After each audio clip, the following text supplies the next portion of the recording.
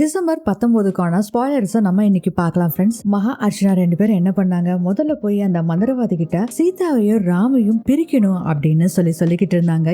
இப்போ என்னடானா அப்படியே உல்டாவா இவங்க பேசிட்டு இருக்காங்க மந்திரவாதி கிட்ட போய். இதெல்லாம் இப்போ டீட்டெயிலா பார்க்கலாம் ஃப்ரெண்ட்ஸ். சேது ராமுக்கு கால் பண்றாங்க. டே நீ அப்பா ஆக போறடா அப்படின்னு.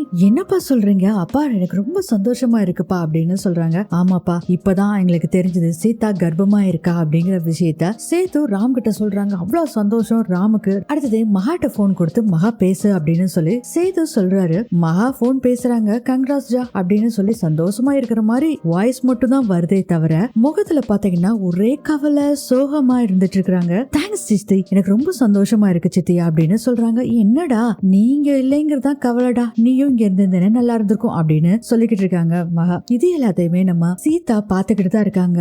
எல்லாருமே கங்க்ராஸ் பண்றாங்க. சீதாக்கான ராம் சொல்ற மாதிரி இருக்குங்களா, அவங்க அப்படியே ஃபீல் பண்ணிட்டு இருக்காங்க. அடுத்ததே மகா அர்ச்சனா 2 பேரும் என்ன பண்றாங்கன்னா, முதல்ல என்ன சொன்னாங்க, ராமையும் சீதாவையும் பிரிக்கணும்னு சொல்லிட்டு மந்திரவாதி கிட்ட சொல்லிட்டு வந்தாங்க. இப்போ வேற ஒரு பிளான் போட்டாங்க. ஏன்னா சீதா மகாவோட ஈகோவை டச் பண்ணிட்டாங்களாமா. அதனால உடனே மகாவையும் வயித்துல இருக்க குழந்தையும் அழிக்கணும் அப்படின்னு நினைச்சுக்கிட்டு உடனே மந்திரவாதி கிட்ட போறாங்க. அவங்க கிட்ட போய் சொல்லிட்டு இருக்காங்க. அர்ச்சனா தான் சொல்றாங்க, சாமி உங்களை சீதாவையும் ராமையும் பிரிக்க சொன்னோம்ல, இப்ப அது வேண்டாம். இப்ப சீதாவையும் அவங்க வயித்துல வளர்றதுல குழந்தை அதையும் ஒட்ட அழிச்சிருங்க, அதாவது இந்த உலகத்திலே இல்லாத அளவுக்கு அழிச்சிருங்க அப்படின்னு சொல்றாங்க. மந்திரவாதி கேக்குறாரு, அப்போ அவங்க 2 பேர்த்தையும் அழிச்சுட்டுமா அப்படின்னு கேக்குறாங்க. ஆமா சாமி அழிச்சிருங்க, ஏன்னா அவ என்னோட ஈகோவை தூண்டிட்டா சாமி, அதனால அவளை அழிக்கிறதா நல்லது அப்படின்னு மகா சொல்றாங்க. இந்த ஸ்பாய்லர்ஸ் இதோட முடியுது.